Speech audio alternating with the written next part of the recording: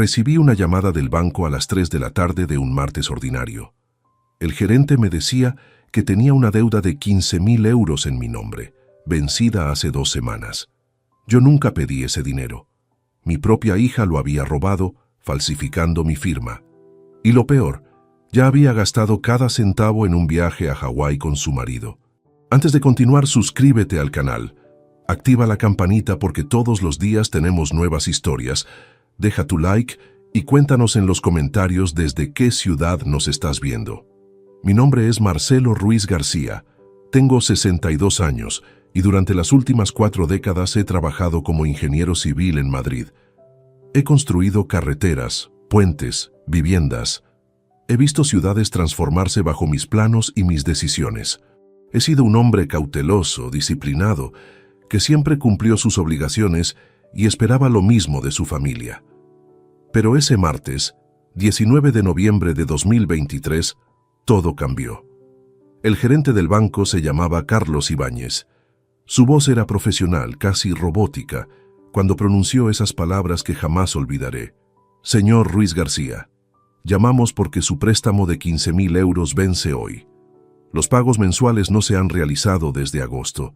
Necesitamos resolver esto inmediatamente. Pedí que me repitiera. No entendía. Yo no había solicitado ningún préstamo. Mis cuentas estaban en orden. Tenía dinero suficiente, incluso algunos ahorros invertidos en fondos de pensión. Señor, quizás usted no recuerde, pero el préstamo fue solicitado hace 8 meses, en marzo. Tenemos aquí su solicitud, su documento de identidad, su firma. Las palabras de Carlos resonaban en mi cabeza como un eco distante. Marzo, hace 8 meses. Yo estaba en Barcelona en marzo, trabajando en un proyecto de rehabilitación. ¿Cómo podía haber solicitado un préstamo en Madrid si estaba fuera de la ciudad? Le pedí que me enviara la documentación inmediatamente. Accedió, pero advirtió que si no pagaba en los próximos días, el banco iniciaría acciones legales de cobranza. Colgué el teléfono con las manos temblando. Fue un temblor extraño, no de miedo, sino de una confusión profunda. Abrí mi correo electrónico desde la computadora. Allí estaba, una notificación del banco de marzo de 2023, confirmando la aprobación del préstamo. El dinero había sido depositado en una cuenta que yo no reconocía. Durante esos primeros minutos pensé en fraude, pensé en robo de identidad, pensé en los delincuentes que operan desde Internet, pero había algo extraño en todo esto.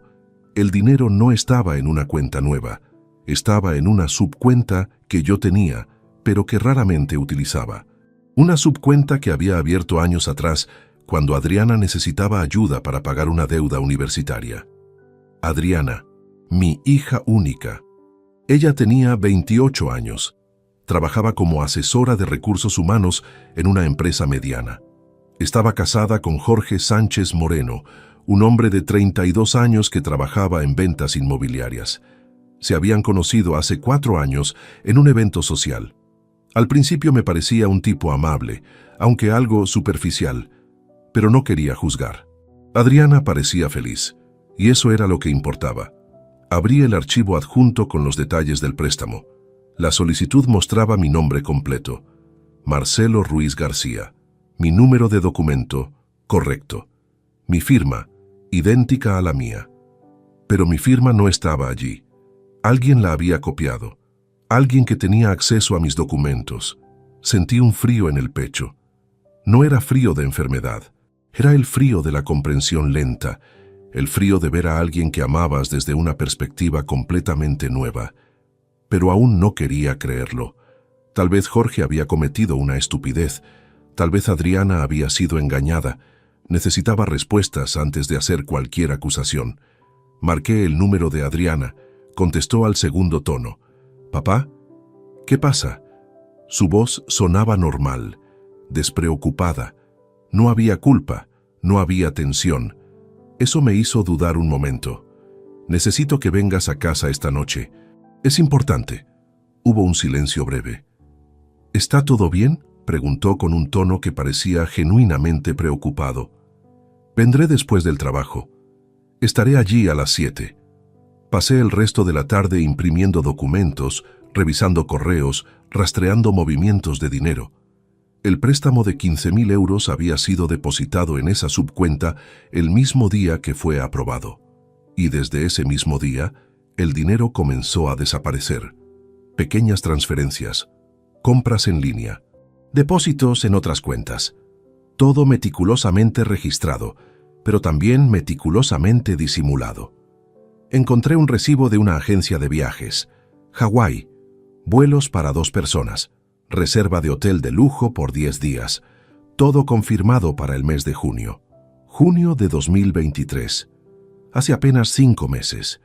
Mi hija me había mentido. O peor, no me había mentido directamente. Simplemente no me había dicho la verdad. Y había hecho algo que no podía ser perdonado fácilmente. Había robado mi identidad.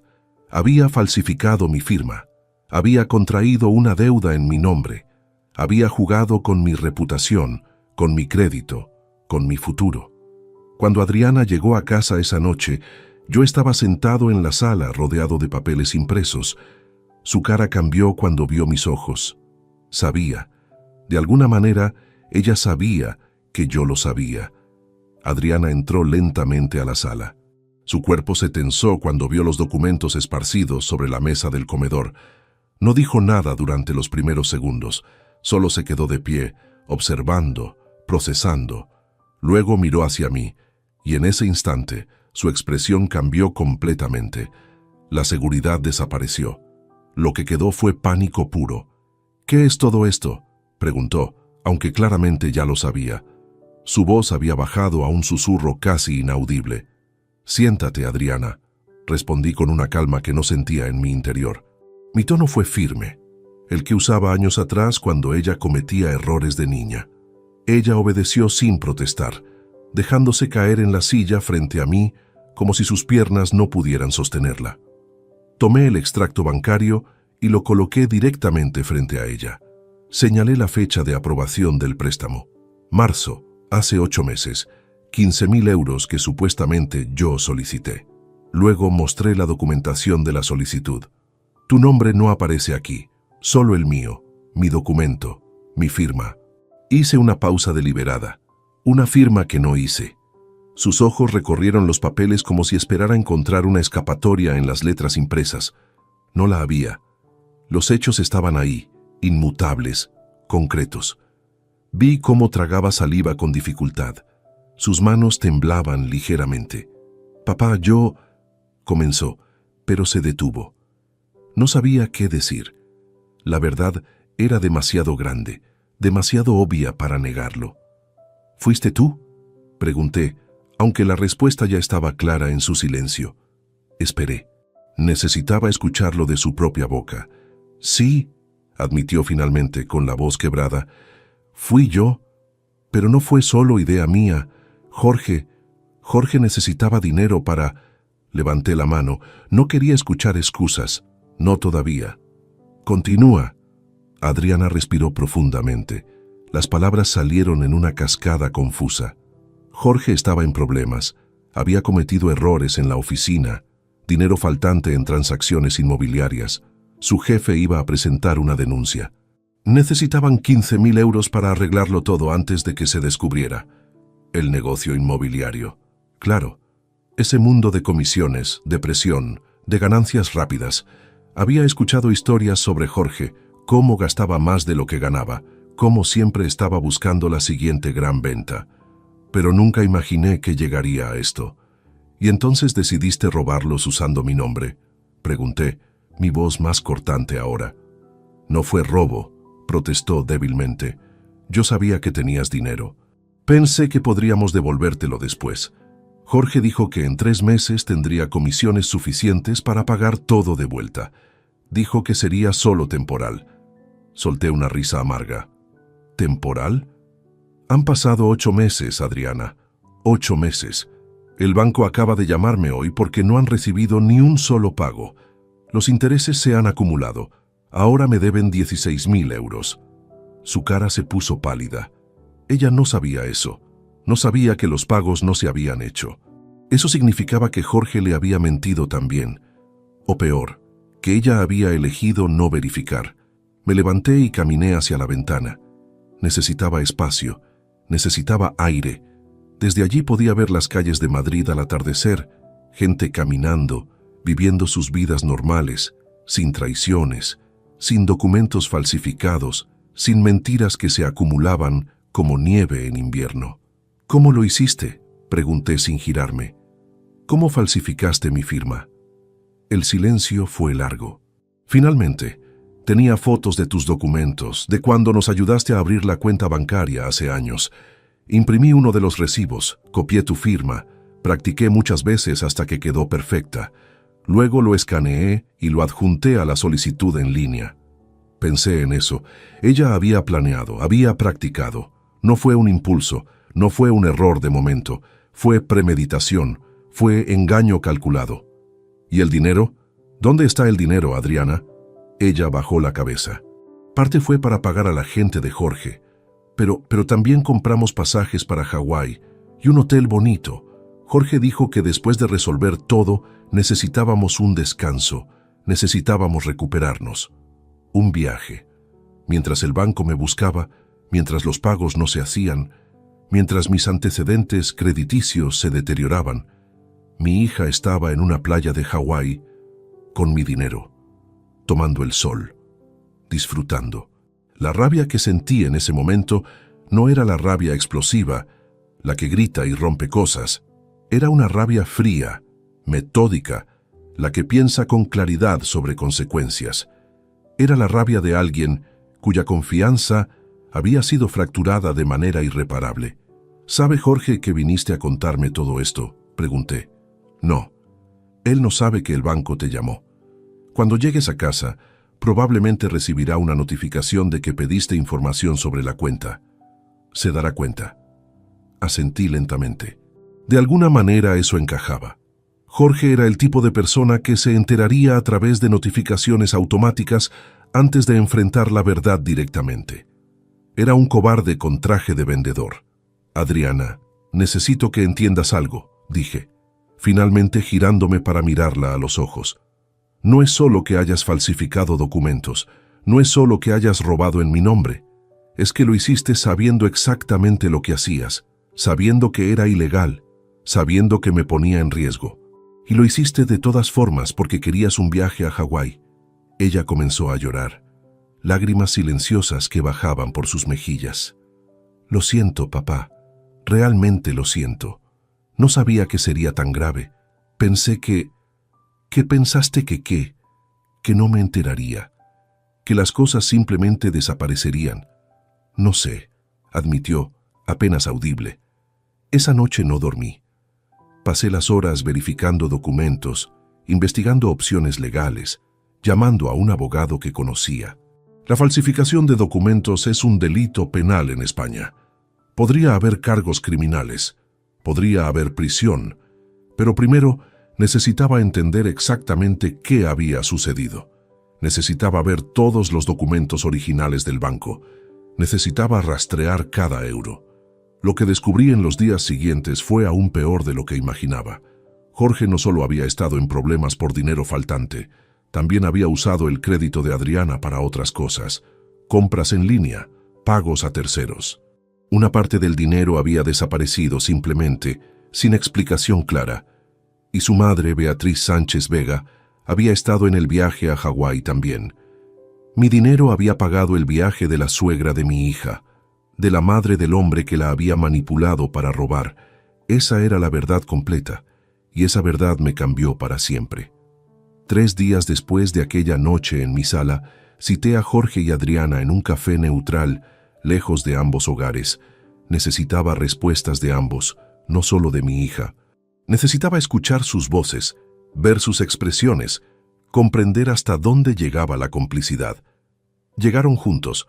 Jorge llevaba un traje gris que probablemente costó más de lo que debería. Su cabello perfectamente peinado, una sonrisa que se borró apenas me vio. Adriana caminaba detrás de él, con los ojos hinchados, claramente sin haber dormido bien en días. Se sentaron frente a mí en una mesa pequeña de madera clara, junto a una ventana que daba a la calle Serrano.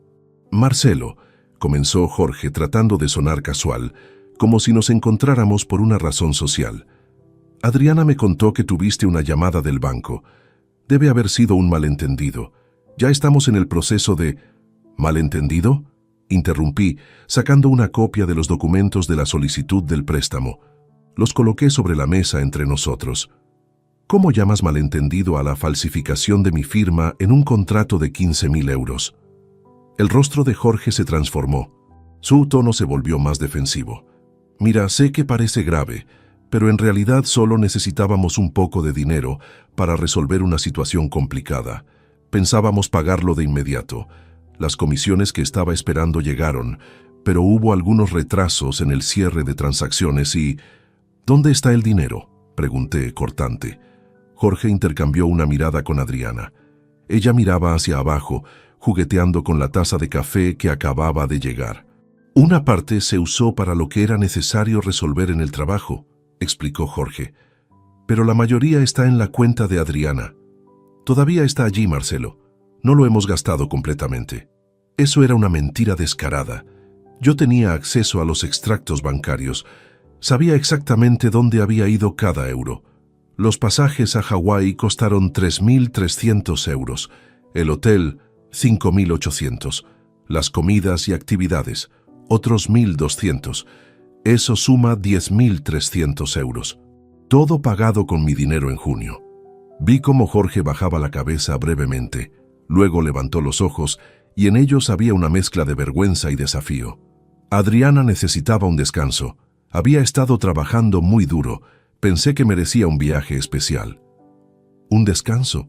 Jorge, ¿sabes qué es lo que merezco yo? Mi voz era baja pero firme. Merezco respeto. Merezco honestidad. Merezco que mi identidad no sea usada para transacciones criminales. No es un crimen, protestó, aunque su tono sugería que él mismo no creía eso. Es un préstamo entre familia. Simplemente las cosas se complicaron. Es un crimen de falsificación, respondí. Y el banco ya está considerando acciones legales. He hablado con mi abogado. Si no pago la deuda completa en 2 semanas, presentarán una denuncia formal. Adriana levantó la cabeza finalmente. Sus ojos estaban llorosos nuevamente. Papá, Jorge puede pagar ahora. Recibió sus comisiones. ¿Podemos tener el dinero en tu cuenta para fin de mes? ¿Comisiones?, pregunté. ¿De transacciones reales o transacciones que ocultaron problemas previos? El silencio fue ensordecedor. Jorge no respondió. Eso era confirmación suficiente. Déjame aclarar algo para ambos, continué enderezándome en mi silla. Durante 28 años he sido tu padre, Adriana. Te he criado, te he educado, te he apoyado en cada decisión importante de tu vida. Te ayudé con la universidad, con tu primer apartamento, con tus crisis emocionales. Siempre estuve allí, y esto es lo que recibo a cambio. Papá, por favor, comenzó ella, extendiendo su mano hacia mí. La retiré. No era un gesto agresivo, solo deliberado. Y tú, Jorge, conoces a mi hija desde hace 4 años. Debería haberte enseñado que hay límites que no se cruzan, que la familia no es un fondo de emergencia personal, que cuando alguien comete un error, debe enfrentarlo con honestidad, no con más mentiras. Tienes razón, murmuró Jorge, con la cabeza inclinada. Cometimos un error, un gran error, pero podemos arreglarlo. Danos tiempo. El tiempo no arregla todo, respondí. El tiempo solo muestra quiénes eres realmente, y lo que veo aquí son 2 personas que no tienen problema alguno en engañar a quien supuestamente aman por dinero y vacaciones. Adriana comenzó a llorar abiertamente ahora. Las personas en las mesas cercanas empezaban a mirar. No es así, protestó entre sollozos. Yo siempre te he amado. Jorge me presionó, me dijo que era solo temporal, que nadie se enteraría. Yo no quería hacerlo, pero lo hiciste, concluí por ella. Y eso es lo que importa. No importan las excusas, no importa quién presionó a quién. Decidiste falsificar documentos, decidiste robar mi identidad, decidiste viajar a Hawái mientras me dejabas con una deuda que ahora tengo que manejar. Me levanté de la mesa. Ambos se tensionaron esperando más, pero no había nada más que decir en ese momento. Voy a pagar el préstamo. Voy a manejar todo legalmente. Pero ustedes dos necesitan entender que las cosas han cambiado. Han cambiado permanentemente. ¿Qué quieres decir?, preguntó Adriana con voz pequeña. Quiero decir que necesito tiempo para pensar, tiempo para decidir qué significa tu lugar en mi vida después de esto. Así que voy a comunicarme con ustedes cuando esté listo. Hasta entonces no vuelvan a contactarme. Caminé hacia la puerta sin esperar respuesta, pero en el último momento Adriana se levantó y corrió hacia mí. Papá, espera, por favor. Podemos arreglarlo, podemos hablar. Ya hablamos, dije, girándome hacia ella pero manteniendo distancia. Lo único que queda ahora es que entiendas que cada acción tiene consecuencias, y las tuyas apenas comienzan. Salí del café bajo la lluvia que había comenzado a caer. No llevaba paraguas. Dejé que el agua mojara mi ropa, mi cara, mi cabello. Mientras caminaba por Madrid, hacia mi oficina donde tenía una pila de documentos legales esperándome, sentí algo que no había experimentado en muchos años. La certeza absoluta de que una relación que creía indestructible se había roto en 1000 pedazos, y que esos pedazos nunca volverían a encajar de la misma manera. La inocencia se había perdido, tanto la de ella como la mía, y en su lugar quedaba solo la realidad cruda, que la familia no te protege automáticamente, que el amor puede ser usado como arma, que la confianza, una vez traicionada, es casi imposible de recuperar, y que a veces el acto más doloroso que un padre puede hacer es admitir que su hija lo ha decepcionado más allá de lo que puede tolerar. Después de dejar el café, me dirigí directamente a la comisaría de policía en el barrio de Salamanca. No podía esperar más. No podía permitir que la situación se dilatara indefinidamente mientras Jorge y Adriana ideaban nuevas mentiras. Necesitaba documentar formalmente lo que había sucedido, establecer un registro oficial que protegiera mi nombre y mi reputación. La comisaría era un edificio gris y funcional, con pasillos que olían a desinfectante y cansancio institucional. Solicité hablar con alguien de delitos patrimoniales.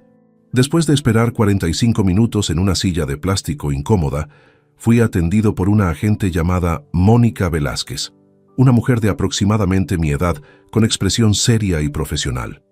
Le mostré todos los documentos, la solicitud de préstamo con mi firma falsificada, los extractos bancarios, los recibos del viaje a Hawái, las comunicaciones que había impreso de correos electrónicos donde Adriana mencionaba el plan. Mónica revisó cada uno meticulosamente, tomando notas en su computadora. «Esto es bastante claro», comentó después de revisar todo. «Tenemos falsificación de documentos, que es un delito tipificado en el artículo 432 del Código Penal. También hay estafa, porque se utilizó la identidad falsificada para obtener un beneficio económico, y dependiendo de cómo los documentos fueron alterados, podríamos incluir delitos informáticos también». «¿Cuál es el siguiente paso?», pregunté. «Voy a generar un atestado sobre esto. Luego será enviado al juzgado de instrucción correspondiente. El juez decidirá si abre una investigación formal. Si lo hace, citaremos a ambos sospechosos para declarar. Necesitaremos que proporciones tus datos de contacto actuales y que firmes una declaración bajo protesta». Pasé la siguiente hora respondiendo preguntas detalladas. Mónica me preguntó sobre la relación con Adriana, sobre Jorge, sobre si había sido víctima de otros delitos anteriormente, sobre el estado de nuestras relaciones financieras. Respondí todo con precisión, sin omitir detalles. Lo que fue particularmente importante fue cuando le mencioné el viaje a Hawái y la participación de la madre de Jorge. ¿La madre de Jorge Sánchez estaba en el viaje también?, preguntó Mónica, levantando la cabeza de la pantalla. «Sí, Beatriz Sánchez Vega. Mi hija mencionó que ella estaba con ellos. Los pasajes fueron para 3 personas, aunque inicialmente la solicitud fue por dinero para resolver un problema de Jorge. Si su madre también viajó, significa que el dinero fue usado para más cosas de las que Jorge admitió inicialmente». Mónica asintió lentamente. Esto podría indicar un esquema premeditado más amplio. Si la madre estaba involucrada o sabía sobre el origen fraudulento del dinero, eso podría convertirla en cómplice. Vamos a investigarlo. Terminada la declaración, Mónica me entregó un número de atestado y me explicó que esperara una llamada cuando el juzgado tomara una decisión sobre la apertura de investigación. Esto puede tardar entre 2 y 4 semanas, advirtió. Los juzgados están bastante saturados, pero dado que tenemos documentación clara y el delito es relativamente directo, probablemente se abrirá investigación. Salí de la comisaría con una carpeta en la mano que contenía copias de mi declaración. Había cruzado un umbral importante. Ya no era solo un asunto familiar, una cuestión de decepción y traición doméstica. Era un asunto legal, oficial, registrado en los sistemas de la policía española. Eso significaba que Adriana y Jorge enfrentarían consecuencias reales. 3 días después, recibí una llamada de Mónica informándome que el juzgado había decidido abrir una investigación formal. 2 inspectores serían asignados al caso. Se programó una segunda citación para proporcionar documentación adicional si era necesario. Lo más importante fue que se ordenaría la citación de ambos sospechosos para declarar en los próximos 15 días. No era una detención, no era prisión, pero era oficial, era serio. Cuando Adriana se enteró por una notificación oficial del juzgado, me llamó. Su voz temblaba. «Papá, ¿presentaste una denuncia? ¿De verdad presentaste una denuncia contra nosotros?» «Sí», respondí simplemente. «¿Cómo pudiste hacer esto? Soy tu hija. Jorge es tu yerno. Vamos a tener problemas legales.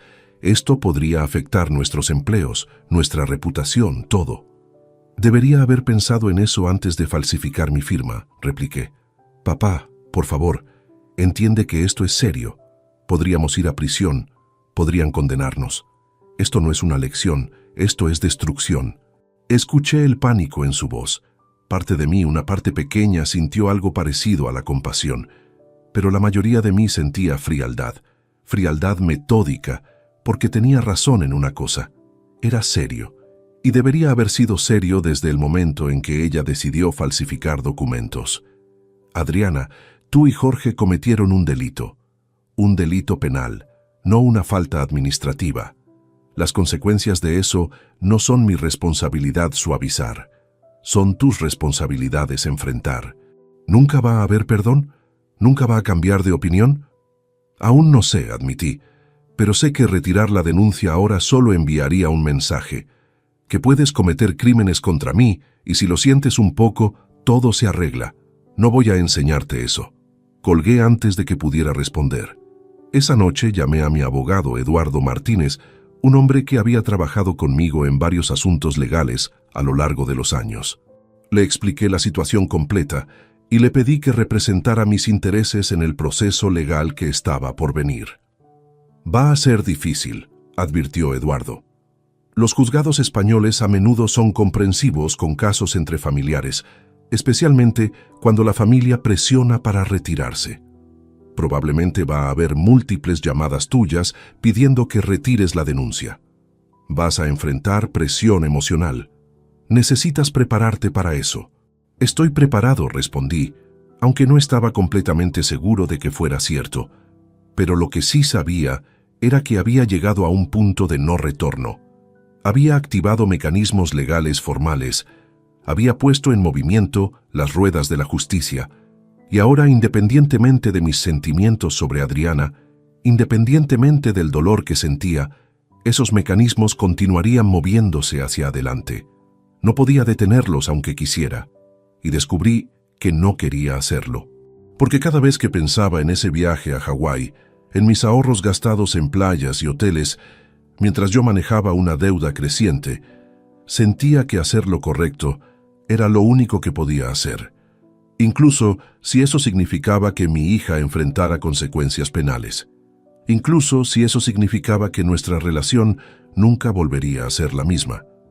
La investigación formal avanzó lentamente, como esperaba.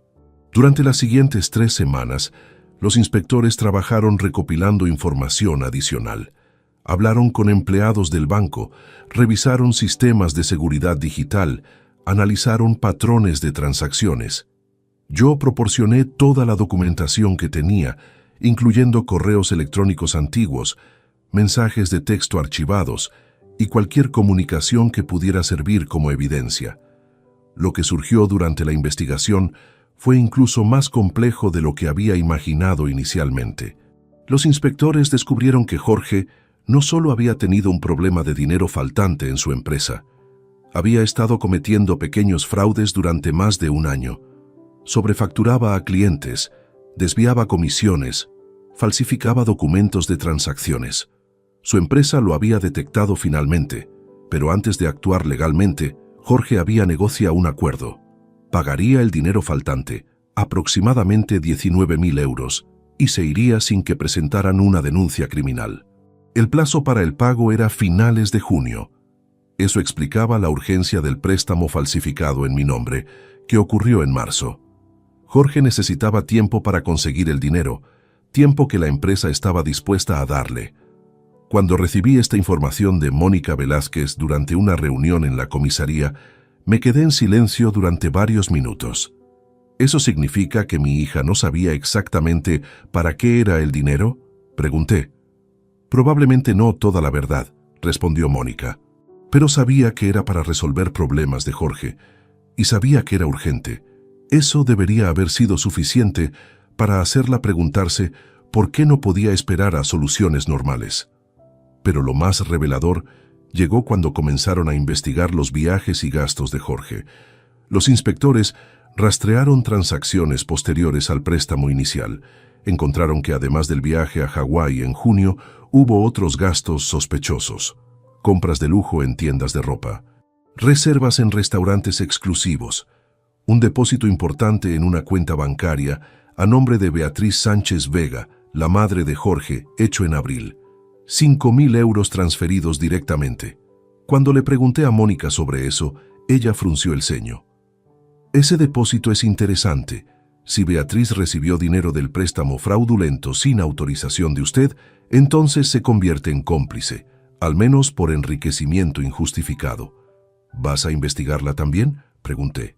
Vamos a citarla para una declaración voluntaria. Si se niega, podemos hacer que sea una citación obligatoria, pero primero queremos escuchar su versión de los hechos. Las citaciones para declarar fueron emitidas oficialmente. Adriana recibió la suya a través del correo certificado.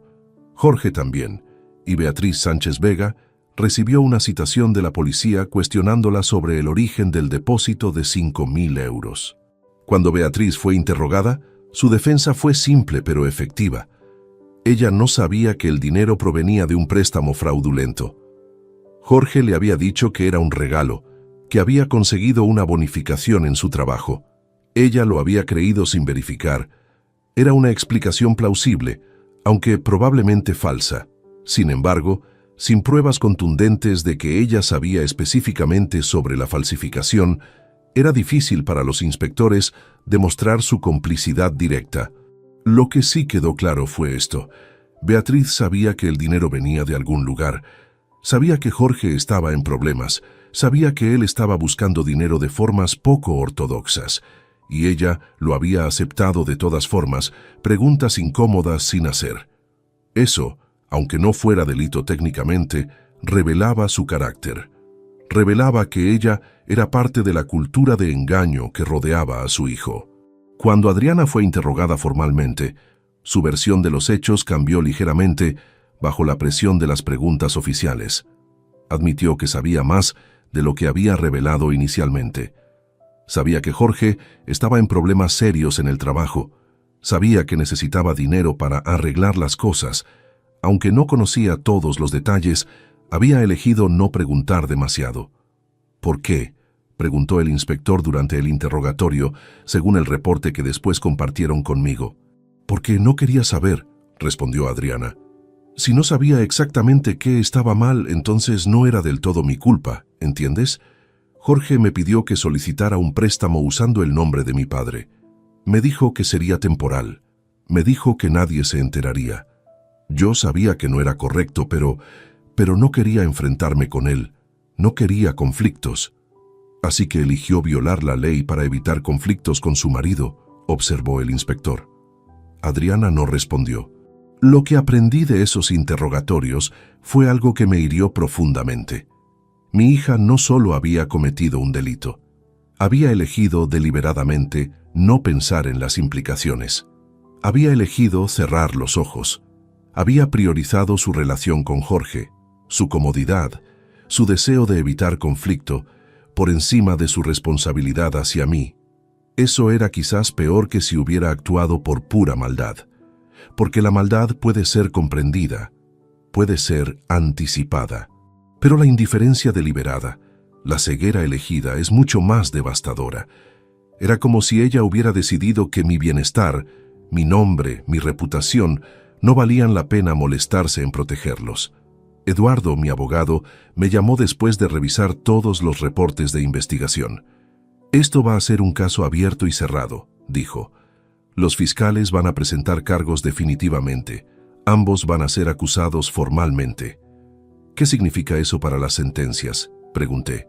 «Para falsificación y estafa de esta magnitud, generalmente esperarías entre 18 meses y 3 años de prisión.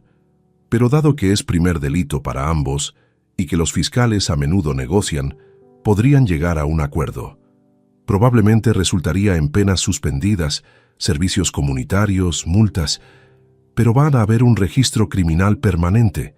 Eso afectará sus empleos, sus antecedentes, sus vidas futuras». Colgué después de eso. La idea de que Adriana pasaría el resto de su vida con un registro criminal, de que eso la seguiría en empleos futuros, en referencias, en oportunidades, me dejó con una sensación extraña. No era satisfacción exactamente. Era más bien una confirmación de que había causado daño duradero, pero era daño que ella había causado primero. Yo solo estaba permitiendo que las consecuencias siguieran su curso natural. Esa noche, caminé por las calles de Madrid sin un destino específico. Pasé por la comisaría donde había hecho la denuncia. Pasé por el café donde había confrontado a Jorge y Adriana. Pasé por el parque donde solíamos caminar juntos cuando ella era niña, cuando sus problemas más grandes eran qué sabor de helado elegir. Y mientras caminaba, pensé en todas las pequeñas decisiones que llevan a momentos como este. Pensé en cómo las personas que amamos pueden convertirse en extraños. Pensé en cómo la confianza, una vez rota, deja cicatrices que no desaparecen. Para cuando regresé a casa, ya era medianoche. Tomé una copa de vino tinto en mi salón silencioso, rodeado por los recuerdos de una vida que ya no existía, y esperé lo que vendría después. Mientras la investigación avanzaba hacia su conclusión inevitable, yo tomé medidas que habían estado en mi mente desde el primer momento en que descubrí la falsificación. No podía permitir que Adriana siguiera teniendo acceso a mis finanzas, a mis documentos, a mi vida. Necesitaba protegerme de futuras traiciones. Llamé a Eduardo y le solicité que preparara una serie de documentos legales. El primero fue retirar a Adriana de todas las cuentas bancarias compartidas. Teníamos una cuenta conjunta desde hacía años, diseñada inicialmente para ayudarla cuando era estudiante, y luego manteniéndola para emergencias. Esa cuenta fue cerrada. Transferí los fondos a una nueva cuenta en un banco diferente, bajo solo mi nombre. El segundo paso fue revisar mi testamento. Adriana había sido nombrada beneficiaria principal de mis bienes hace más de una década. Eso cambió. Eduardo preparó una enmienda donde todo pasaría a fundaciones de caridad y a instituciones educativas. Si Adriana quería algo de mí después de mi muerte, tendría que demostrar cambio genuino, arrepentimiento real, transformación. Pero por ahora, no habría herencia para ella. El tercer paso fue consultar sobre un poder notarial restrictivo que impidiera que cualquiera de mis hijos, si los hubiera habido otros, pudiera actuar en mi nombre o representarme en asuntos legales.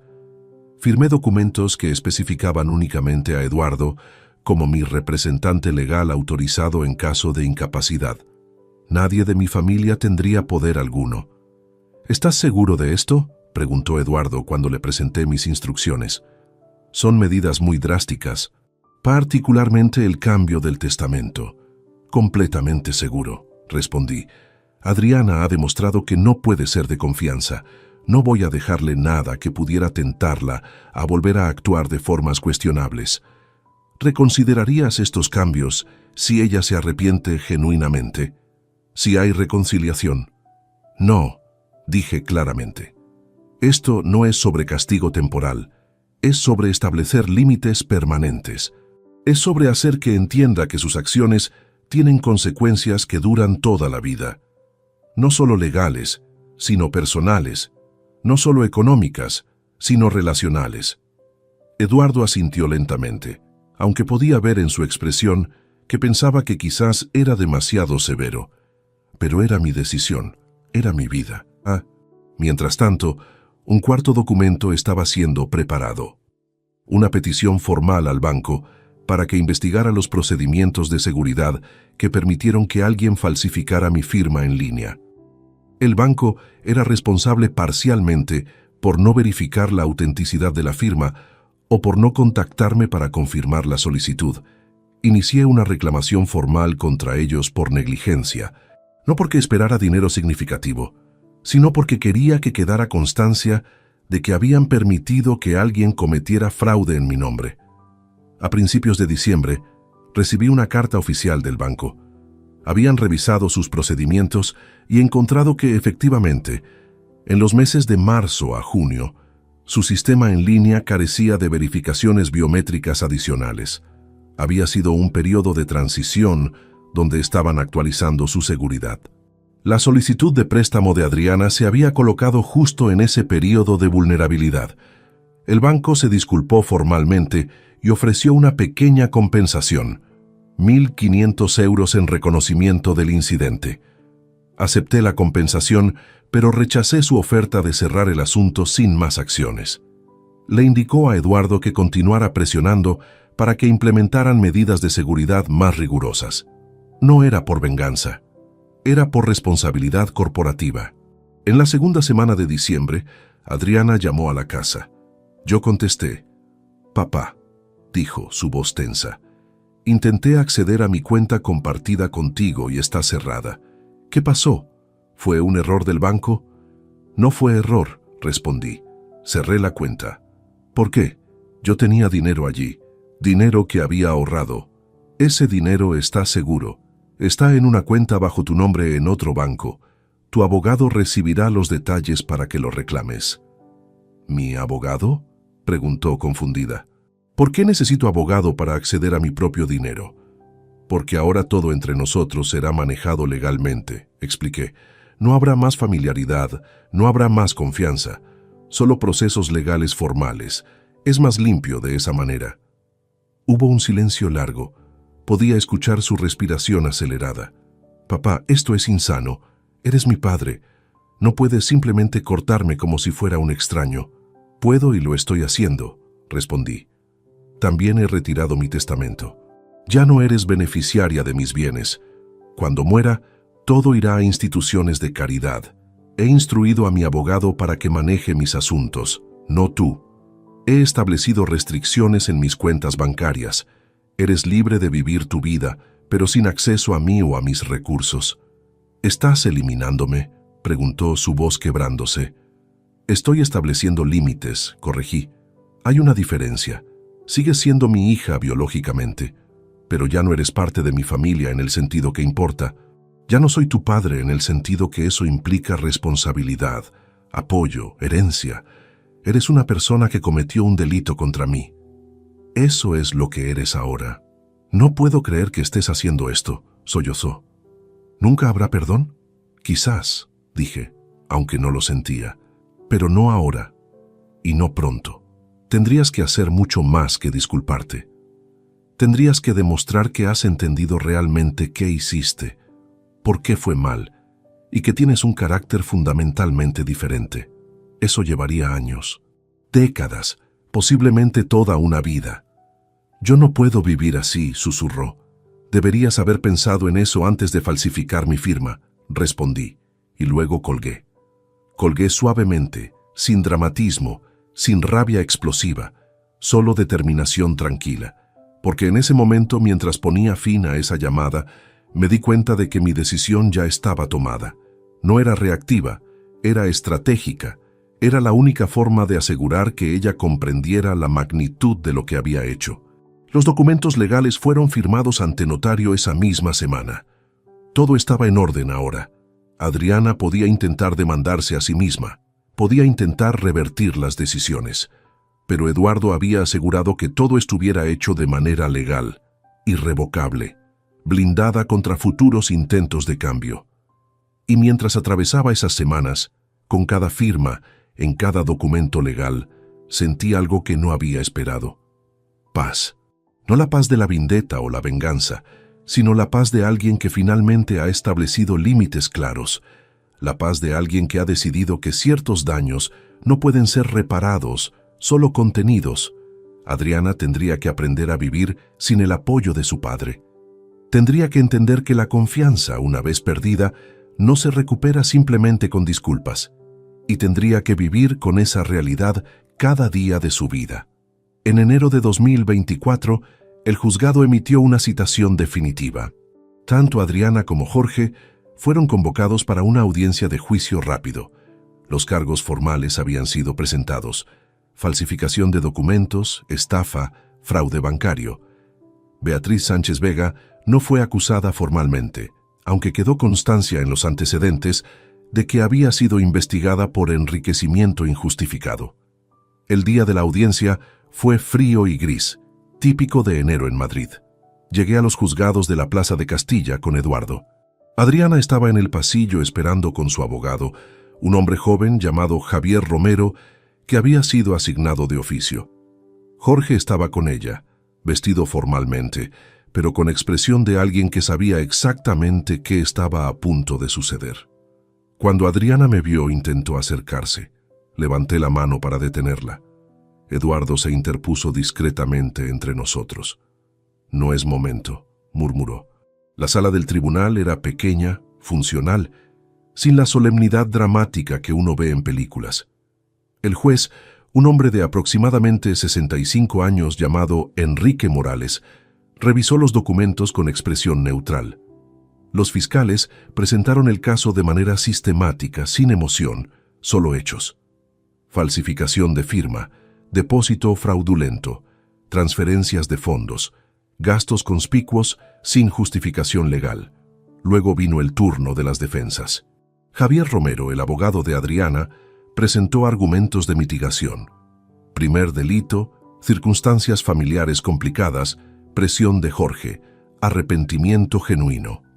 El abogado de Jorge presentó algo similar: influencia negativa de la madre, problemas económicos previos, pero reconocimiento completo de culpa. Lo que fue particularmente incómodo fue cuando Adriana fue llamada a declarar. Su abogado le había aconsejado que expresara remordimiento genuino, que rogara por clemencia. Ella lo hizo, pero de manera que sonaba ensayada, practicada. «Cometí un grave error», declaró desde el estrado. «No pensé en las consecuencias, no pensé en cómo esto afectaría a mi padre. Solo pensé en resolver el problema inmediato. Pido perdón sincero». El juez la escuchó sin cambiar de expresión. Luego preguntó: «¿Entiende usted la gravedad de falsificar documentos de identidad? ¿Entiende que esto es un delito que podría resultar en prisión?» «Sí, entiendo ahora», respondió Adriana, con lágrimas en sus mejillas. «¿Lo entendía cuando falsificó la firma?», presionó el juez. Hubo una pausa. «Supongo que, en algún nivel sí, pero elegí no pensar en ello». Eso fue lo que quebró cualquier argumento de defensa que pudiera haber tenido. Porque la verdad, según su propia admisión, era que ella había sabido exactamente lo que estaba haciendo. Solo había elegido no enfrentarse con esa realidad. El juez se inclinó hacia atrás en su silla. «Señorita Ruiz, usted tuvo una ventaja que muchas personas no tienen: una familia que la apoyaba económicamente. Su padre aparentemente fue generoso con usted, y su respuesta a esa generosidad fue robarle usando su identidad. Eso no es un error de juventud. Eso es una violación deliberada de la confianza más fundamental». Cuando emitió la sentencia, fue clara pero no severa. Para Adriana, 18 meses de prisión, suspendida condicionalmente a 3 años de libertad vigilada, multa de 3.000 euros, antecedentes penales permanentes. Para Jorge, la misma sentencia. Ambos tendrían que reportarse mensualmente a un oficial de vigilancia. Ambos estarían en los registros criminales de España de por vida. Lo que fue más importante que la prisión suspendida fue la condena, el registro, los antecedentes penales. Eso significaba que cada vez que Adriana solicitara un empleo, cada vez que tuviera que hacer una verificación de antecedentes, esto aparecería. Eso significaba que su carrera como asesora de recursos humanos estaba efectivamente terminada. ¿Quién contrataría a alguien con antecedentes por estafa para manejar recursos humanos? Cuando salimos de la sala, Adriana intentó hablarme nuevamente. «Papá, por favor, necesito que entiendas. La sentencia es suspendida, no iré a prisión, podemos trabajar en esto. ¿Podemos reconstruir?» «No», interrumpí. «La sentencia suspendida es un tecnicismo legal. Lo importante es que ahora tienes un registro criminal permanente. La próxima vez que intentes conseguir un trabajo, eso aparecerá. Cada vez que hagas una solicitud para un crédito, eso aparecerá. Cada vez que intentes hacer prácticamente cualquier cosa que requiera una verificación de antecedentes, estaré allí, recordándote lo que hiciste. ¿Ese es tu objetivo? ¿Arruinarme?», preguntó, su voz amarga ahora. «Mi objetivo fue que enfrentaras consecuencias», respondí. «Y las estás enfrentando. Ahora tienes que vivir con eso». Jorge se mantuvo en silencio durante todo esto, mirando hacia el suelo. Cuando pasé a su lado, ni siquiera levantó la vista. Era un hombre destruido profesionalmente. Su firma inmobiliaria lo había despedido apenas se enteró de los cargos criminales. Sus esperanzas de una carrera en ese campo estaban muertas. Beatriz Sánchez, quien había estado observando desde las gradas, se acercó a Adriana y la rodeó con su brazo. Fue un gesto de madre protegiendo a hijo. Fue el único momento de compasión auténtica que presencié ese día. En los meses que siguieron, la vida de Adriana se transformó radicalmente. Perdió su empleo. La empresa para la que trabajaba decidió que no podían mantener a alguien con antecedentes criminales en un puesto de recursos humanos.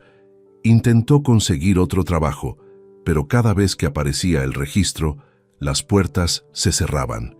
Sus amigos, muchos de ellos compañeros de la misma industria profesional, comenzaron a distanciarse, no por maldad, sino por prudencia. Asociarse con alguien condenado criminalmente no es bueno para la carrera.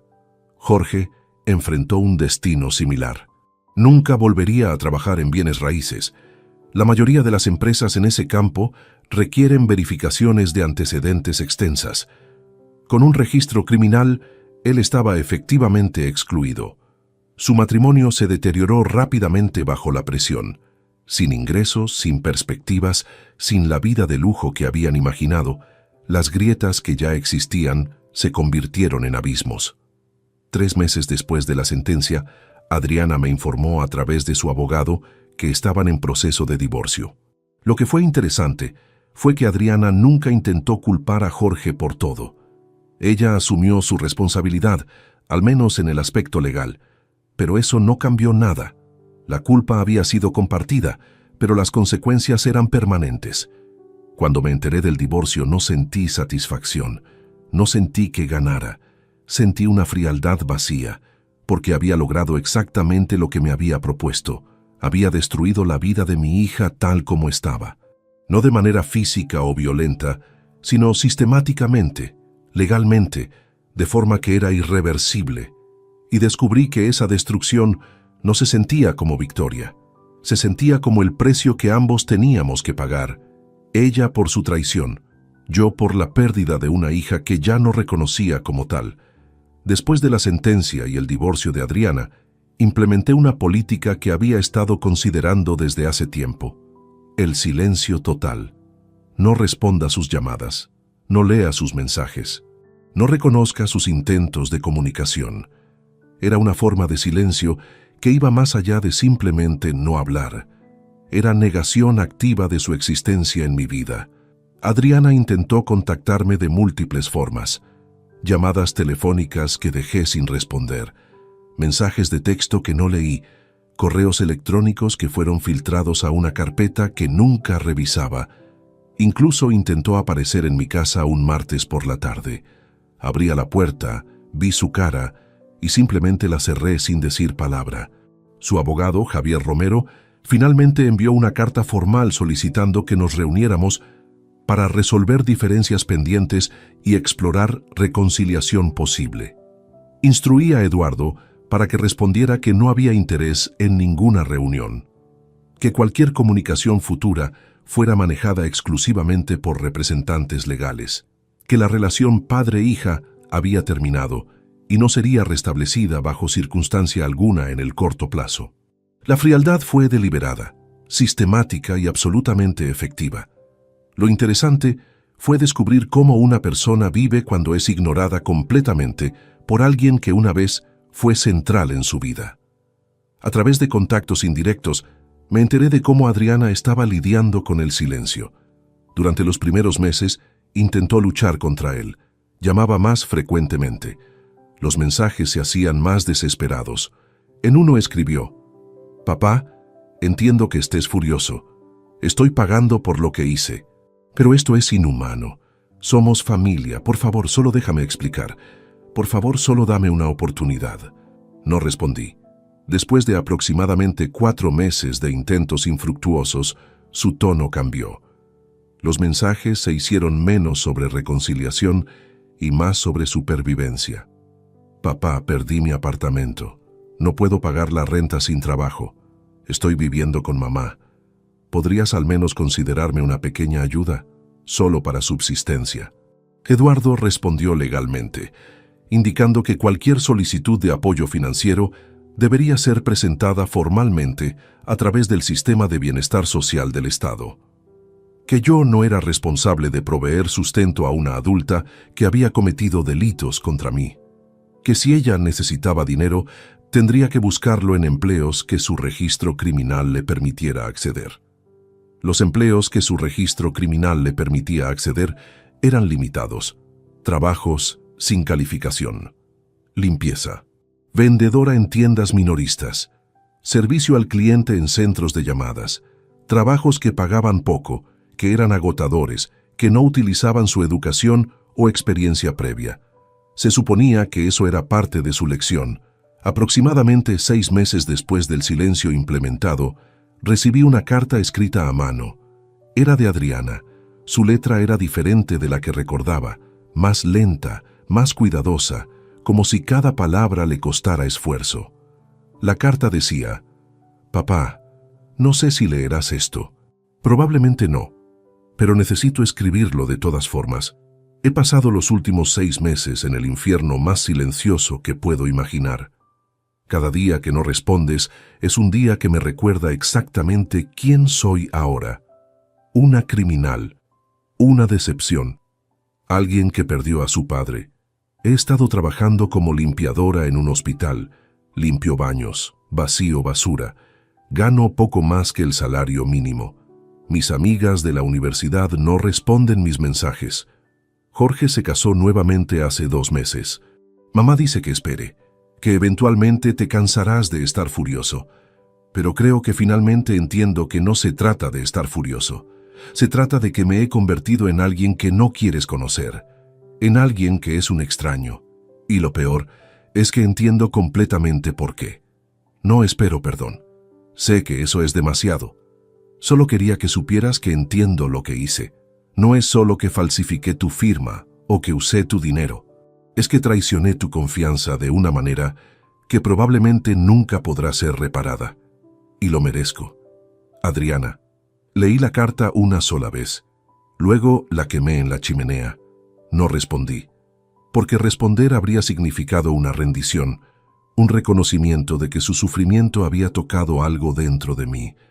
Y lo había hecho, pero no de la manera que ella esperaba.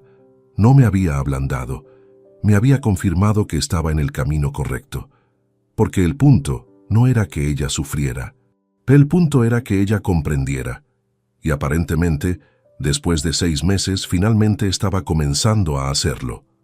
Durante ese periodo, yo estaba reconstruyendo mi vida de formas que nunca había imaginado. Me uní a un club de ajedrez. Comencé a viajar a lugares que siempre había pospuesto.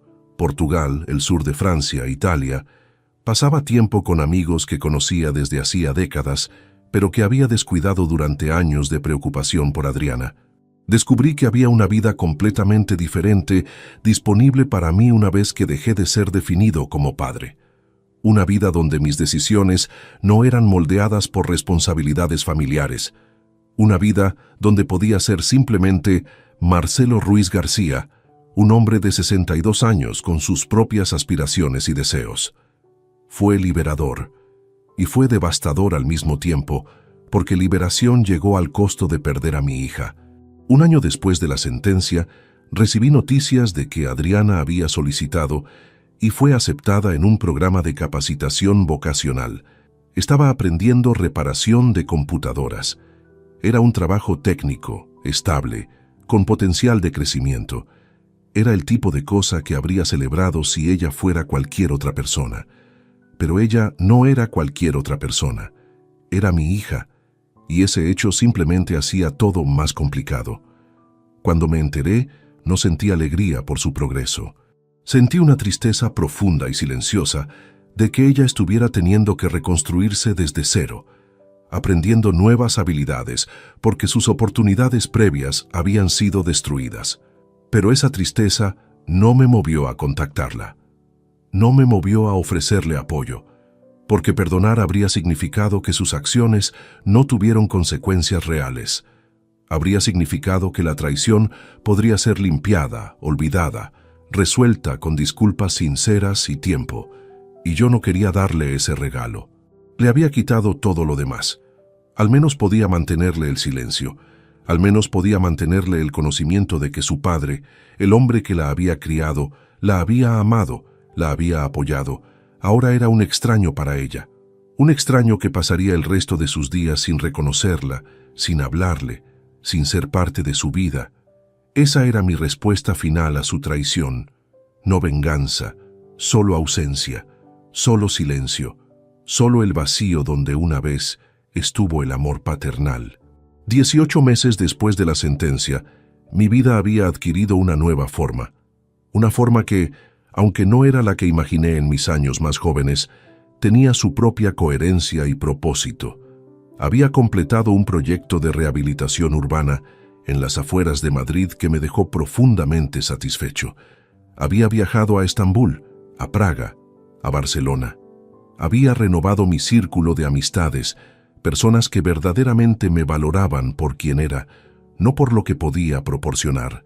Pero mientras yo construía una vida nueva y deliberadamente compartimentalizada, Adriana estaba en medio de una lucha completamente diferente. A través de contactos indirectos, me enteré de su vida actual. Trabajaba como técnica en reparación de computadoras en una pequeña tienda en el barrio de Carabanchel. Ganaba aproximadamente 1.200 euros mensuales. Vivía en un apartamento de alquiler compartido con 2 compañeras de cuarto para poder costear los gastos. Había rechazado ofertas de ayuda de su madre, aunque ocasionalmente aceptaba cenas en casa de Beatriz. Su vida era pequeña, estrecha, pero aparentemente funcional. Lo que descubrí fue que ella había comenzado a vivir con una conciencia aguda de sus limitaciones. No intentaba restaurar el lujo anterior, no buscaba escapes costosos. Había aprendido, aparentemente, a vivir dentro de nuevos parámetros mucho más restrictivos. Pero lo más interesante fue descubrir que ella estaba en terapia. Aparentemente, había encontrado un psicólogo que trabajaba con honorarios reducidos a través del sistema de bienestar social. Iba una vez por semana. De acuerdo con lo que pude averiguar, estaba trabajando específicamente en entender sus propias decisiones, su dependencia de Jorge, su incapacidad para establecer límites, su necesidad de aprobación que la había llevado a comprometer sus propios valores. Eso me sorprendió, no porque esperara que ella fuera completamente irredimible, sino porque indicaba que ella realmente estaba intentando cambiar, no superficialmente, sino a nivel fundamental. Cuando descubrí eso, experimenté una cosa inesperada: resentimiento. Resentimiento de que ella estuviera haciendo exactamente lo que habría sido beneficioso que hiciera. Resentimiento de que su terapia, su trabajo en sí misma, su aparente crecimiento, no era algo que yo hubiera facilitado o permitido que sucediera. Era algo que ella estaba haciendo completamente sola, sin mi reconocimiento, sin mi aprobación, sin ningún tipo de recompensa de mi parte. Porque si ella mejoraba, si ella realmente transformaba, eso significaba que el silencio, el afastamiento, la negación de apoyo, no era lo que la había cambiado. Era ella misma, era su propia determinación, independiente de mí. Y eso era mucho más difícil de procesar que si ella hubiera estado simplemente sufriendo pasivamente, esperando mi perdón. En cierto punto, aproximadamente 2 años después de la sentencia, recibí una noticia que cambió las cosas de una manera que no anticipé. Adriana había solicitado un crédito pequeño para comprar una computadora usada de buena calidad para trabajar desde casa. El crédito había sido rechazado, por supuesto. Con antecedentes criminales y sin historial crediticio limpio, ningún banco le prestaría dinero, ni siquiera una cantidad pequeña. Se lo había dicho directamente a una banquera que había sido amable con ella en el proceso de solicitud. Supongo que nunca podré tener lo que otros tienen. Supongo que esto será así por el resto de mi vida. La banquera, de acuerdo a lo que supe, había sugerido que tal vez algún familiar podría ayudarla. Adriana había respondido: «Mi padre no va a hablarme. Ni siquiera sé si me perdonará alguna vez. Así que supongo que está en mis manos. Siempre está en mis manos ahora». Cuando me contaron eso, sentí algo quebrarse dentro de mí. No la compasión exactamente. Era más bien una comprensión árida de que ella finalmente había internalizado completamente la lección. Que ella entendía que no había red de seguridad, que no había salvación externa, que su vida ahora era enteramente responsabilidad suya, y lo más difícil fue darme cuenta de que eso era exactamente lo que había querido lograr. Que era exactamente lo que me había propuesto cuando presenté la denuncia, cuando corté el apoyo financiero, cuando implementé el silencio.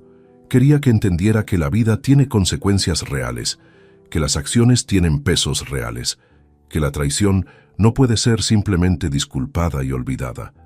Pero ahora que lo había logrado, no sabía qué hacer con ello. Durante una reunión con Eduardo, mencioné casualmente que Adriana estaba trabajando en su terapia, que estaba aparentemente transformando su vida. Él me miró con una expresión que no pude descifrar completamente. «¿Estás considerando reconsiderar tu posición?», preguntó. «No», respondí automáticamente. «Solo estoy observando, solo estoy consciente de lo que está sucediendo». «¿Y cómo te hace sentir eso?». «No lo sé», admití, y era la verdad. No sabía cómo me hacía sentir. Porque si ella estaba mejorando, si ella estaba realmente cambiando, entonces, ¿qué significaba mi silencio? ¿Era justicia? ¿Era venganza? ¿Era solo crueldad disfrazada de principio? Las preguntas me atormentaban en formas que no esperaba. 3 años después de la sentencia, Adriana fue promovida de técnica a supervisora técnica en su tienda de reparaciones de computadoras. No era una posición importante, no pagaba significativamente más, pero era reconocimiento de su competencia, de su confiabilidad. Era prueba de que ella podía ser alguien en quien se pudiera confiar nuevamente, al menos en contextos profesionales. Cuando me enteré de la promoción, no hice nada. No la llamé. No envié un mensaje de felicitación. No reconocí el logro de ninguna forma. Pero pasé toda una noche despierto, pensando en eso. Pensando en cómo una hija que era una criminal hace 3 años era ahora una supervisora, que otros confiaban para entrenar a empleados, para manejar inventario, para tomar decisiones responsables, y me pregunté si mantener el silencio en este punto era justicia o si era simplemente más dolor. Dolor innecesario, dolor que ya no servía a ningún propósito excepto recordarme a mí mismo de lo que había perdido. Pero no cambié mi posición. No llamé. No reconcilié. Porque reconciliar habría significado admitir que tal vez había ido demasiado lejos. Y no estaba seguro de poder admitir eso. 4 años después de descubrir la falsificación, 5 años después de ese martes ordinario, cuando Carlos Ibáñez me llamó del banco, llegué a un lugar que no esperaba: aceptación, no perdón, no reconciliación, pero sí una clase de paz que era más como el acero que como el agua. Ese acero había sido forjado a través de años de soledad deliberada, de viajes solitarios, de cenas sin familia, de mañanas donde despertaba en un apartamento silencioso, sabiendo que no había nadie que me esperara, nadie a quien le importara si estaba vivo o muerto. Fue una paz dolorosa, una paz que costaba mantener, pero era mía. Había aprendido a vivir sin Adriana de una manera que iba más allá del simple no contacto. Había aprendido a reconstruir mi identidad de forma que ella no fuera parte de su arquitectura. Ya no era Marcelo, el padre de Adriana. Era simplemente Marcelo, un ingeniero jubilado, un viajero, un amigo, un hombre que había sufrido una traición y que había elegido vivir de tal manera que la traición no lo definiera, incluso si la ausencia de su hija sí lo definía. Mis amigos cercanos habían dejado de preguntarme sobre Adriana hace años. Habían aprendido que era un tema que no discutía, un dolor que era privado. Mi hermana, que vivía en Barcelona, ocasionalmente mencionaba haberla visto en las redes sociales, pero sabía que esas actualizaciones no eran bienvenidas. Así que la información sobre Adriana me llegaba cada vez menos frecuentemente, hasta que prácticamente desapareció de mi conciencia diaria. Eso fue quizás lo más efectivo del silencio, que permitía que alguien simplemente desapareciera de tu vida de la misma manera que desaparece alguien de quien te distancias en un viaje de tren. Primero es cercano, luego está en la ventana, luego es un punto diminuto en la distancia, luego es completamente invisible. Pero había algo en la forma en que Adriana finalmente había aceptado su vida, algo en cómo había dejado de intentar restaurar lo que fue perdido y simplemente había comenzado a construir algo nuevo, que resonaba conmigo de maneras que no podía ignorar completamente. Aproximadamente 4 años y medio después de la sentencia, recibí una invitación a una cena de antiguos compañeros de trabajo. Era un evento que ocurría cada 2 años. La mayoría de nosotros estábamos jubilados o semijubilados. Algunos aún trabajaban en capacidades de consultoría. Era una ocasión para recordar proyectos completados, para hablar de cómo habían evolucionado las ciudades que habíamos construido. Asistí. Fue agradable en maneras pequeñas y tranquilas, pero lo que fue realmente significativo sucedió después de la cena formal, cuando varios de nosotros estábamos en la barra del restaurante tomando café y digestivos. Un colega llamado Ramón, alguien con quien había trabajado hace décadas en un proyecto de carreteras, me preguntó directamente: «¿Cómo está tu hija, Marcelo? ¿Adriana?» No la he escuchado mencionar en años. El tiempo se detuvo por un momento. Miré mi copa de coñac. Luego miré a Ramón. «No nos hablamos», respondí simplemente. Ramón no presionó. Solo asintió. «Eso debe ser difícil». «Lo fue», admití. «Ahora es solo la realidad. Es lo que es». «¿Nunca habrá reconciliación?», preguntó. Pensé en la pregunta. Pensé en Adriana trabajando como supervisora en una tienda de computadoras. Pensé en ella yendo a terapia.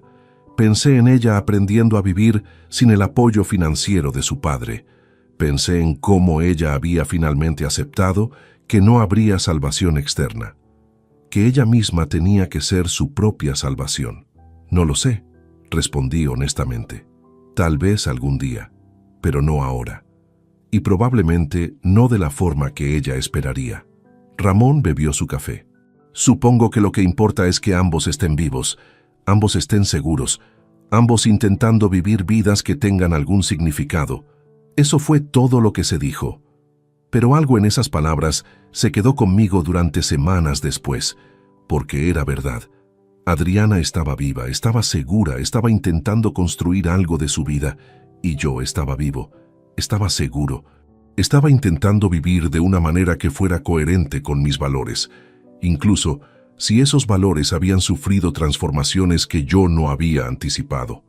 Fue alrededor de ese tiempo que comencé a reconocer algo que había estado evitando, que mi afastamiento de Adriana, mientras había logrado sus propósitos iniciales de hacer que ella comprendiera las consecuencias de sus acciones, también me había dañado a mí de formas que iba a llevar mucho tiempo procesar. Había noches donde despertaba pensando en ella de niña, cuando tenía 5 años, cuando me traía sus dibujos de construcciones absurdas que yo pretendía que eran estructuras brillantes, donde me abrazaba sin pensar en ello, simplemente porque era su padre y estaba allí. Esas memorias se hicieron cada vez más dolorosas, no porque quisiera que fueran diferentes, no porque quisiera retrotraer el tiempo, sino porque eran recordatorios de que algo profundo y fundamental había sido perdido, y que esa pérdida era permanente, independientemente de si alguna vez hablábamos nuevamente. La paz que había construido, esa paz metálica, requería que yo viviera con ese reconocimiento. Requería que yo aceptara que había ganado justicia, que había enseñado una lección, que había protegido mi autonomía y mi dignidad, pero que el precio había sido una soledad que nunca sería completamente mitigada. Un día, mientras caminaba en el retiro, vi a una pareja, un hombre de aproximadamente mi edad y una mujer que podría haber sido su hija. Estaban riendo juntos. El hombre estaba señalando algo en el lago. La mujer le tomaba del brazo con familiaridad cómoda, y sentí una punzada de algo que no sabía cómo categorizar. ¿Era envidia?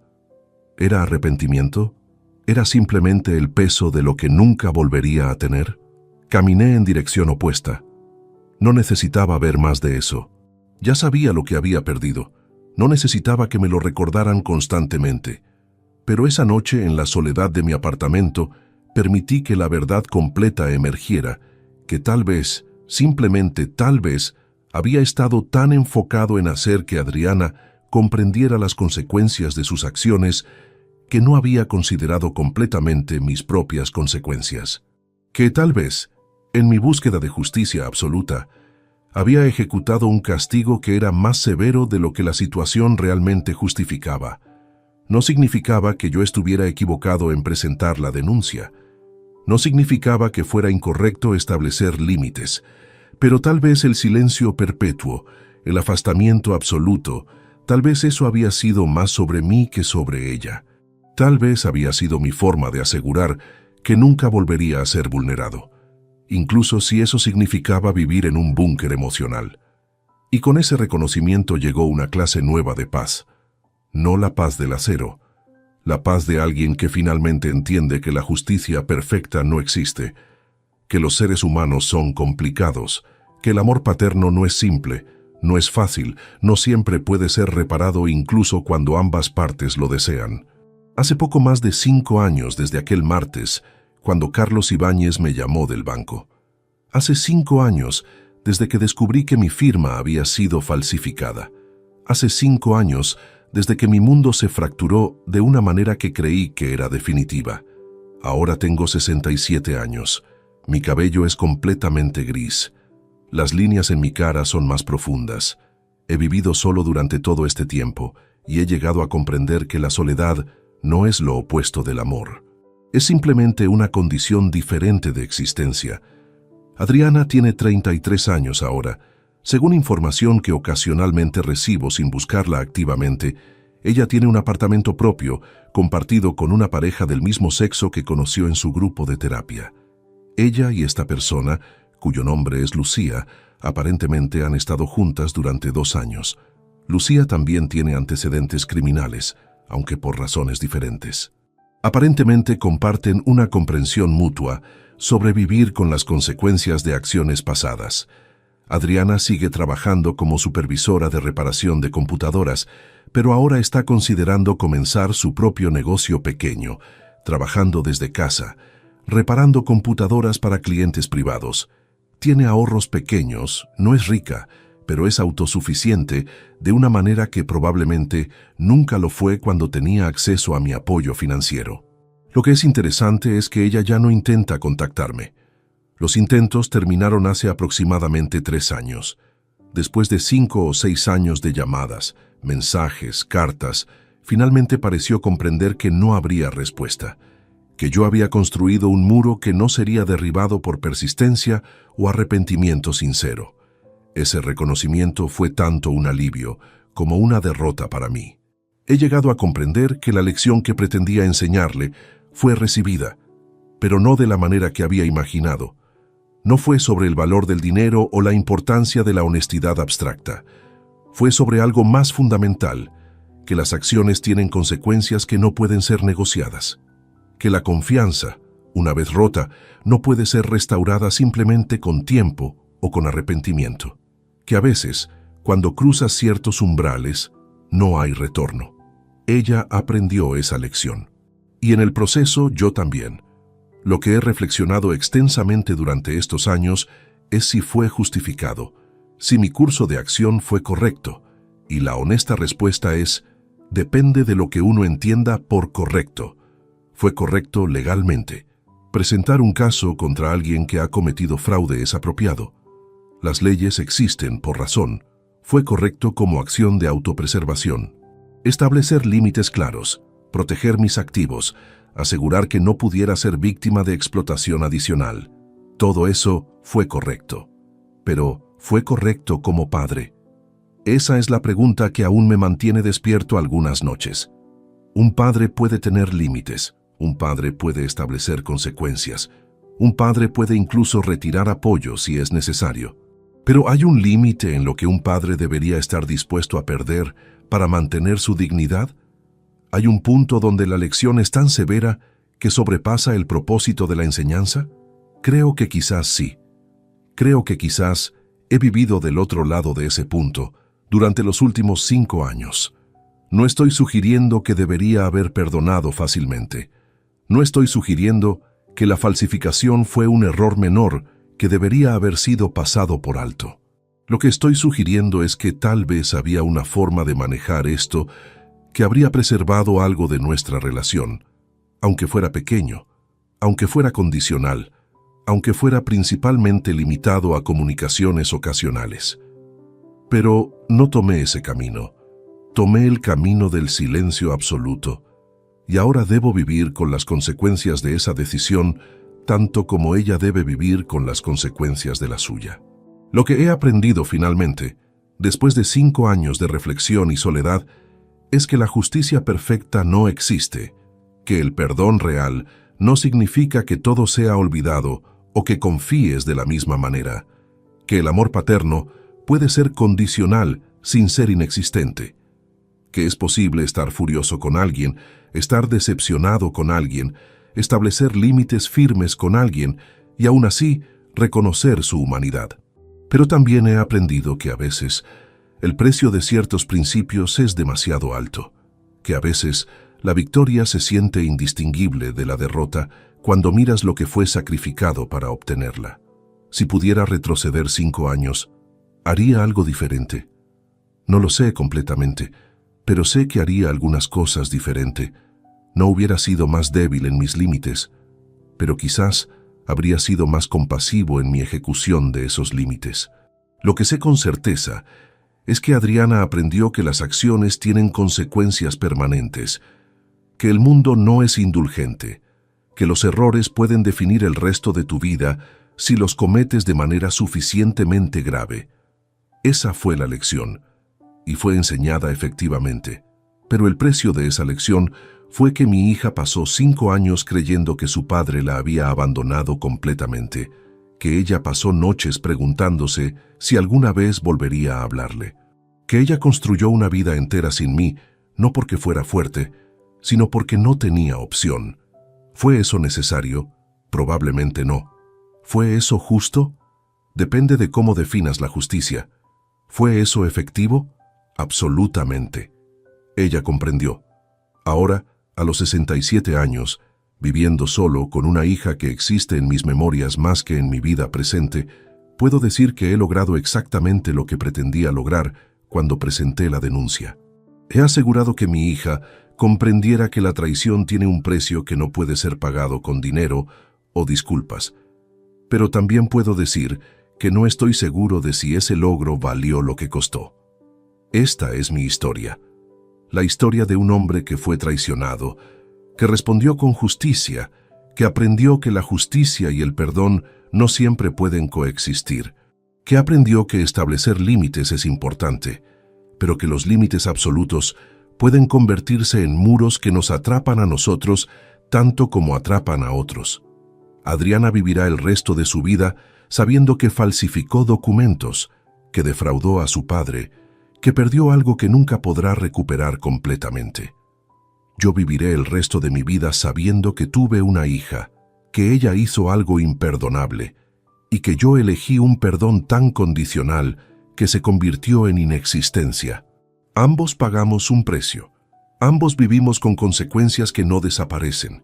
Y ambos, espero, hemos aprendido algo importante sobre quiénes somos cuando enfrentamos las fracturas más profundas de la confianza y el amor. Si hay una lección que pueda dejar, es esta: que la traición es real, que el daño es real, que los límites son necesarios, pero también que la venganza disfrazada de justicia puede costar más de lo que estamos preparados para pagar. Que hay formas de enseñar lecciones que no requieren la destrucción total de quien fue amado. Mi hija aprendió la lección, pero ambos pagamos un precio que, en retrospectiva, habría sido preferible evitar. Esa es la verdad que he aprendido a aceptar en estos 5 años de silencio. Si te gustó esta historia, dale like al video, suscríbete al canal y comparte tus impresiones en los comentarios. Para escuchar la próxima historia, haz clic en la caja de la izquierda. Gracias por vernos.